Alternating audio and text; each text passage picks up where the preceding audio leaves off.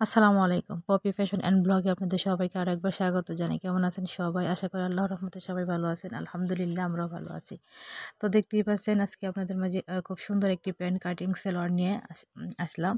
তো আশা করি আপনার কাছে ভালো লাগবে। তো দেখতেই পাচ্ছেন থ্রি পিসের সাথে যে কাপড়টা ছিল ওটা দিয়ে আমি সালোয়ারটা তৈরি করেছি। তো একটু দেখে নিন, এই যে খুব সুন্দর।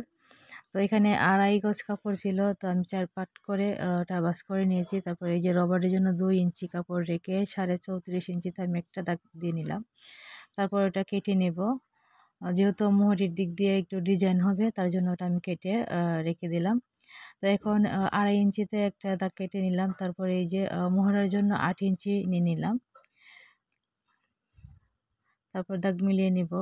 হাইয়ের মাপটা নিব হচ্ছে আপনার 17 ইঞ্চি। আমি এখানে একটু বেশি নিয়েছিলাম, তো একটু কমিয়ে দেব।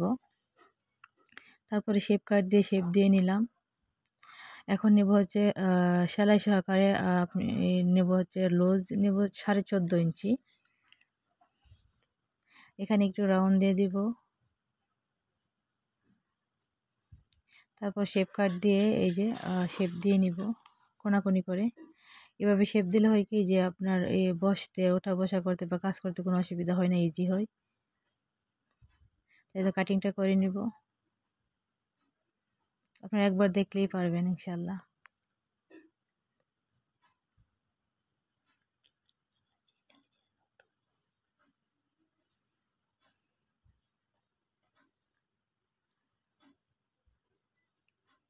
মনোযোগ সহকারে দেখুন, পারবেন।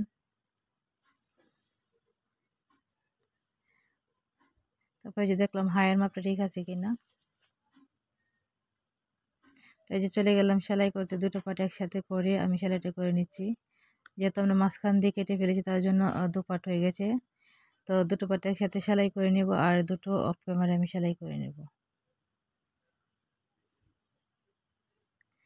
তারপর উপর দিয়ে যে চাপ সেলাই দিয়ে নিচ্ছি, কারণ চাপ সেলাই না দিলে ফিনিশিং ভালো আসবে না।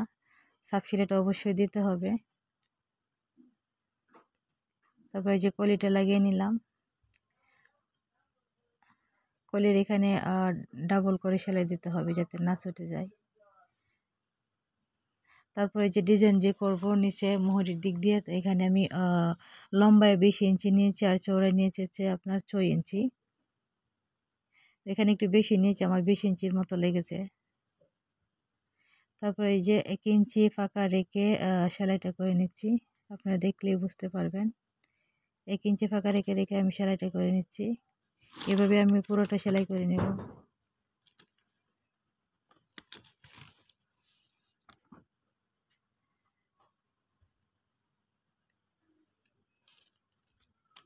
তো আমার ভিডিওটি যদি আপনার কাছে ভালো লাগে তাহলে প্লিজ আমার চ্যানেলটি সাবস্ক্রাইব করবেন। যদি ফেসবুক থেকে দেখে তখন তাহলে পেজটি ফলো করবেন আর একটি লাইক দেবেন। তো আমি 1.25 ইঞ্চি চওড়া 1.25 ইঞ্চি লম্বা মানে 4 কোনা শেপ দিয়ে একটা কাপড় কেটে নিব। এই যে দেখতেই পাচ্ছেন আমি কাপড়টা কেটে নিচ্ছি। তারপরে এই যে কোনাকুনি ভাঁজ দিয়ে একটু সেলাই করে নেব।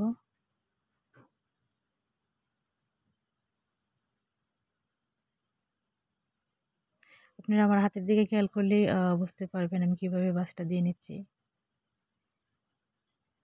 তারপরে যে আমি যে 1 ইঞ্চি ফাঁকা রেখে সেলাই করেছিলাম ওর মাঝখান দিয়ে আমি ওই কলিগুলা দিয়ে তারপরে যে সেলাই করে নেব। আস্তে আস্তে করবেন যেন আঁকা বাঁকা না হয়। তারপরে যে ডিজাইনের কাপড়টা উপরে রেখে তারপরে প্যান্টের কাপড়টা নিচে সোজা সাইডে রেখে তারপরে সেলাইটা করে নেব।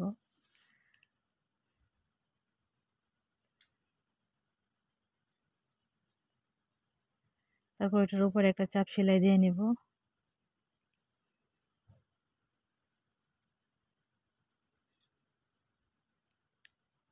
যে বাড়তি কাপড়গুলো কেটে ফেলে দেব।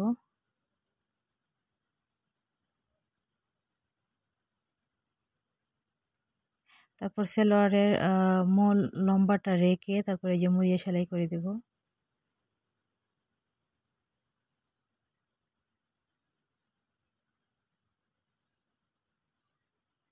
এই তো হয়ে গেল।